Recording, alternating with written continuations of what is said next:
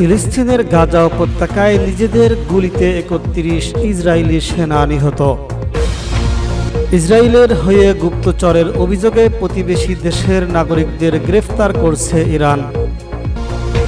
পাকিস্তানের সঙ্গে সংঘর্ষে ৩ প্রতিপক্ষ ছিল ভারতের, দাবি ভারতের উপসেনা প্রধানের। ট্রাম্পের আমলেই F-35 যুদ্ধবিমান পেতে চায় তুরস্ক, আশা এরদোগানের। এবং সর্বশেষ থাকবে ইসরায়েলের পরবর্তী টার্গেট হতে পারে পাকিস্তান। এই বিষয়ে থাকছে বিস্তারিত প্রতিবেদন।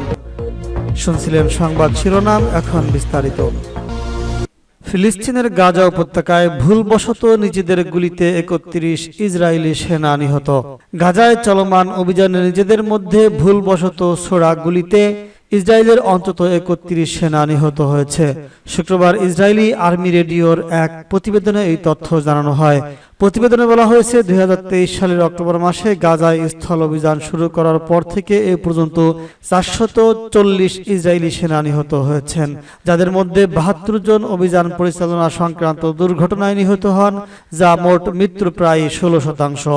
এছাড়া সেনাদের মধ্যে ৩১ জন নিজেদের মধ্যে ভুলবশত ছোড়া গুলিতে ২৩ জন, গোলাবারুদ ও সংশ্লিষ্ট দুর্ঘটনায় ৭ জন, শাহজাহানের চাকায় পিষ্ট হয়ে ৬ জন, অজ্ঞাত গুলিবর্ষণের ঘটনায় নিহত হয়েছেন।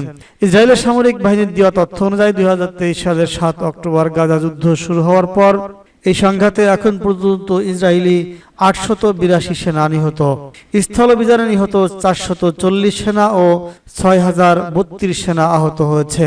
ইসরায়েলি আর্মি রেডিও খবরে বলা হয়েছে, গত ১৮ মার্চ ইসরায়েল গাজায় সামরিক অভিযান আবারও শুরু করার পর এখন পর্যন্ত সেখানে ইসরায়েলি ৩২ সেনা নিহত হয়েছেন।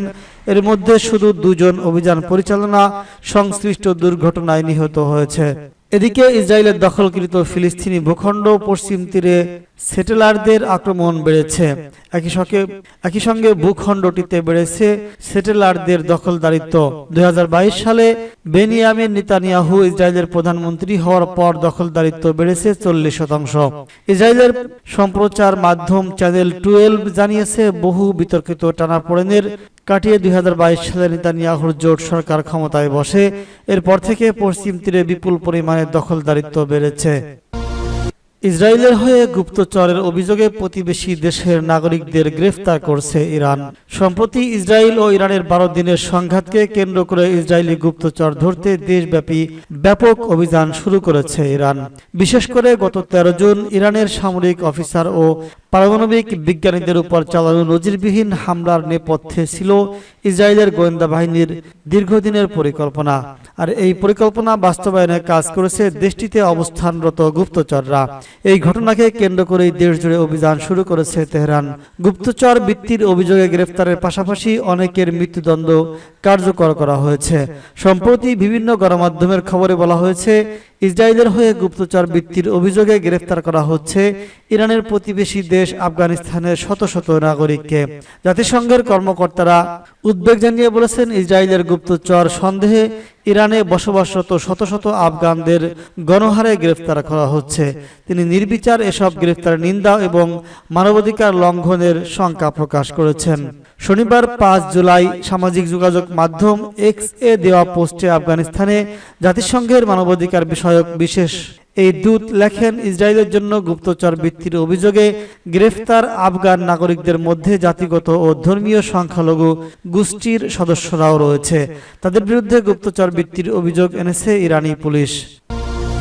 পাকিস্তানের সঙ্গে সংঘর্ষে ৩ প্রতিপক্ষ ছিল ভারতের, দাবি ভারতের উপসেনা প্রধানের। সীমান্তে কেবল এক নয়, ৩ প্রতিপক্ষের বিরুদ্ধে ভারতকে লড়তে হয়েছে বলে দাবি করেছেন ভারতের উপসেনা প্রধান lieutenant general Rahul R Singh. তিনি বলেছেন, প্রতিপক্ষ হিসাবে পাকিস্তান দৃশ্যমান হলেও নেপথ্যে থেকে চীন এবং তুরস্ক তাদের সাহায্য করেছে। ভারতের deputy chief of army staff lieutenant general Rahul R Singh বলেছেন, চীন পাকিস্তানকে শুধু সামরিক সরঞ্জামই দেয়নি, সেগুলোর কার্যকারিতা যাচাইয়ের ক্ষেত্রে হিসেবে কাজ করেছে Pakistan. Federation of Indian chamber সহ নিউ এজ মিলিটারি টেকনোলজি প্রোগ্রামের বক্তব্য রাখতে গিয়ে ভারত পাকিস্তান সংঘাতের সময় তিনি এই মন্তব্য করেছেন। অপারেশন সিন্দুর থেকে ভারত কি শিক্ষা নিতে পারে সে বিষয়ে যেমন মত প্রকাশ করেছেন তিনি, তেমনি কয়েকটা ক্ষেত্রে রাগঢাক না করে সমালোচনা করতে ছাড়েননি। সেই তালিকায় রয়েছে সাপ্লাই চেইন বা নিরবিচ্ছিন্ন সরবরাহ সংক্রান্ত সমস্যার মতো বিষয়ও। তিনি অভিযোগ করেছেন কার্যকর সরবরাহ ব্যবস্থার অভাবে সামরিক সরঞ্জাম সময় মতো এসে পৌঁছায়নি, না হলে গল্পটা হয়তো একটু অন্যরকম হতো। তার এই মন্তব্য ঘিরে নানা আলোচনা সমালোচনা তৈরি হয়েছে। চীনের প্রসঙ্গ টেনে কেন্দ্র সরকারকে কটাক্ষ করেছেন বিরোধী দল কংগ্রেস।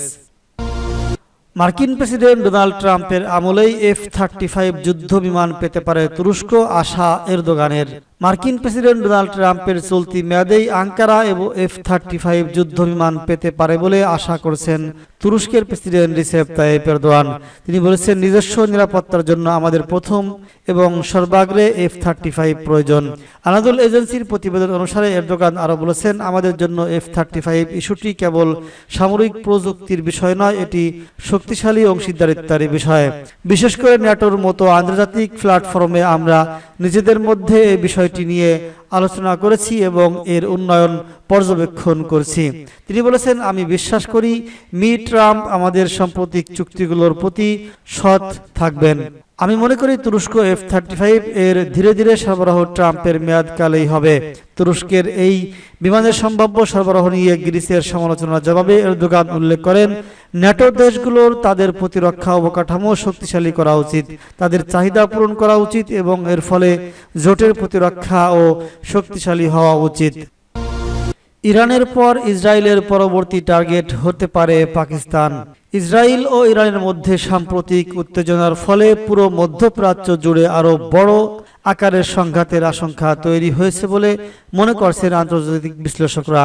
এমনকি পাকিস্তান হয়ে উঠতে পারে পরবর্তী আঞ্চলিক সংকটের কেন্দ্র, এমন সতর্কতাও এসেছে কয়েকটি পশ্চিমা থিঙ্ক ট্যাঙ্ক মিডিয়া থেকে। বিশ্লেষকরা বলছেন, এই অঞ্চলে পরাশক্তিগুলোর ভূ রাজনৈতিক স্বার্থ এবং আধুনিক যুদ্ধের ধরন পাল্টে যাওয়ার পরিস্থিতি দিন দিন জটিল হয়ে উঠছে। ইউক্রেন, রাশিয়া এবং ইসরায়েল ইরান সংঘর্ষ এখন আর শুধু সামরিক শক্তি প্রদর্শনের মধ্যে সীমাবদ্ধ নয়, এতে যোগ হয়েছে প্রযুক্তি নির্ভর গোপন অভিযান এবং শত্রু রাষ্ট্রের ভিতরে এজেন্ট মোতায়েনের করার মতো কৌশল। উল্লেখযোগ্য দুটি সাম্প্রতিক অভিযান হলো ইউক্রেনে অপারেশন স্পাইডার ওয়েব এবং ইসরায়েলের অপারেশন রাইজিং লায়ন। ইউক্রেন এবং এই অভিযানে 40টিরও বেশি কৌশলগত বোমারু বিমান ধ্বংস করেছে। অন্যদিকে ইসরায়েল ইরানের ভেতরে গিয়ে পারমাণবিক বিজ্ঞানী ও সামরিক কর্মকর্তাদের হত্যা করেছে।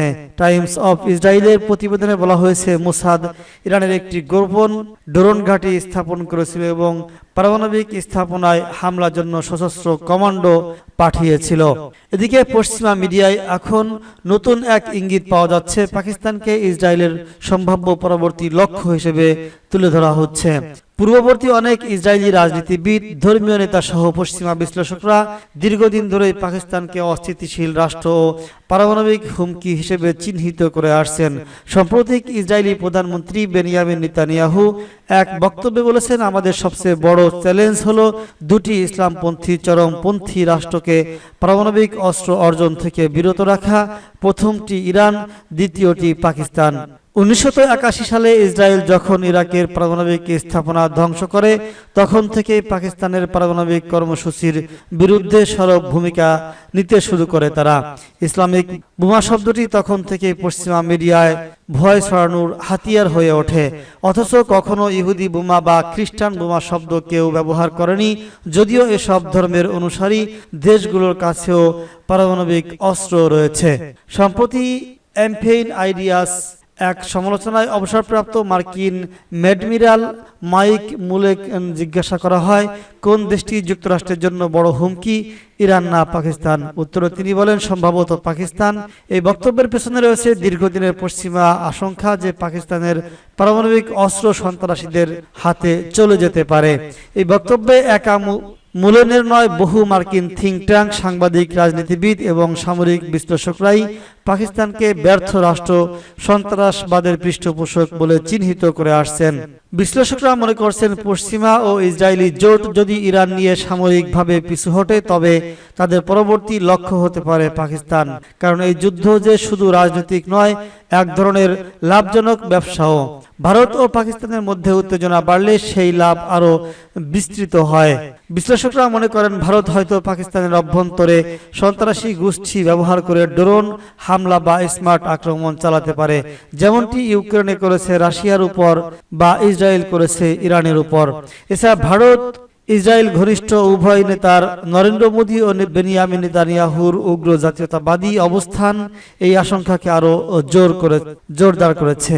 দুজনই বৃহত্তম রাষ্ট্র গঠনের স্বপ্ন দেখছেন এবং ধর্মীয় সংখ্যাগরিষ্ঠের বিরুদ্ধে কঠোর অবস্থানে নিয়েছেন।